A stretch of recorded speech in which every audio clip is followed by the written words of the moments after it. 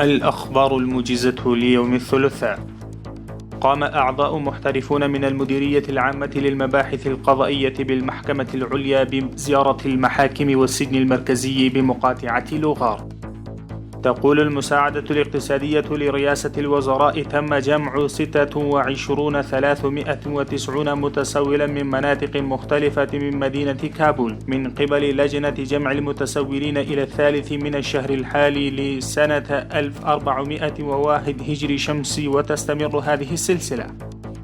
قدم الهلال الأحمر الأفغاني مساعدات غذائية وغير غذائية إلى 24 أسرة مصابة بالبرد في قرى مختلفة في منطقتي بولي خمر وبغلان جديد في مقاطعة بغلان. يقول المتحدث الرسمي باسم وزارة الخارجية الأمريكية: بدأت الأمريكا التشاور مع حلفائه حول اعتراف حكومة الإمارات الإسلامية. حسب تصريحات وزارة المالية، تم إنشاء التسهيلات في عملية توثيق المركبات ذات المفتاح الواحد في الجمارك. حسب تصريحات وزارة التعليم العالي، التقى وزير التعليم العالي الشيخ ندى محمد نديم مع موظفي مديرية الجامعات الدينية والتخصصات. تم تسجيل 6500 فدان من الأراضي في مقاطعتي كابيسا وننغرهار كأراضي إماراتية. يستمر إعمار طرق المرتبطة في المنطقة الخامسة في العاصمة كابول.